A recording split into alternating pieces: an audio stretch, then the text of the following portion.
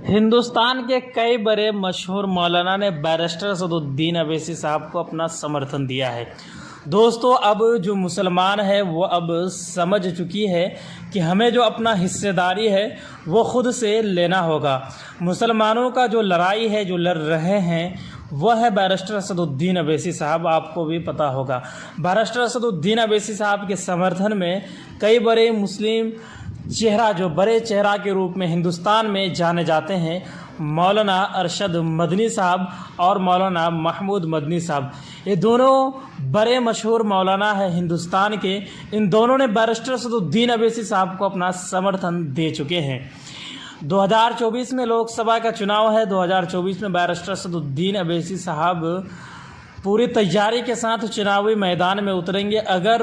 अगर ये दोनों मौलाना खुलकर बैरिस्टर असदुद्दीन अवैसी साहब के समर्थन में उतर गए और ये ऐलान कर दिए कि बैरिस्टर असदुद्दीन अवैसी साहब मुसलमानों का मसीहा है, बैरिस्टर असदुद्दीन अवैसी साहब जब मुसलमानों के ऊपर कहीं भी जुल्म होते हैं तो बैरिस्टर असदुद्दीन अवैसी साहब बेबाकी से अपने आवाज़ को बुलंद करने का काम करते हैं।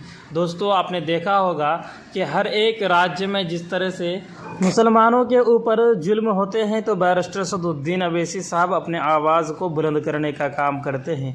दोस्तों, संसद में हो या विधानसभा में हो, जिस तरह से एआईएम पार्टी के जितने भी नेतागण चुनाव जीतते हैं, चुनाव जीतने के बाद अपने घर में बैठकर नहीं रहते, हालांकि अपने क्षेत्र का जो समस्या है उनको उठाने का काम करते हैं और जो काम बाकी है उनके क्षेत्र में वो भी काम करने का काम करते हैं। दोस्तों, आपको पता होगा कि एआईएम पार्टी के जो सांसद औरंगाबाद से हैं, इम्तियाज़ जलील साहब, वो हर एक मुद्दे पर अपने क्षेत्र के हर एक मुद्दे को बेबाकी से उठाने का काम करते हैं और जो क्षेत्र का मुद्दा है वो भी उठाने का काम करते हैं। दोस्तों, आपको बता दें कि बैरिस्टर असदुद्दीन अवैसी साहब 2024 में एक इतिहास रचने जा रहे हैं। 2024 लोकसभा चुनाव में बैरिस्टर असदुद्दीन अवैसी साहब हर एक राज्य में जो मुस्लिम बहुल्य सीट होंगे वहाँ पर बैरिस्टर असदुद्दीन अवैसी साहब चुनाव लड़ने का काम करेंगे और बैरिस्टर असदुद्दीन अवैसी साहब को जीत भी मिलेगी। हालांकि जो पार्टियां इंडिया महागठबंधन में और एनडीए महागठबंधन में जो पार्टियां शामिल हुए हैं,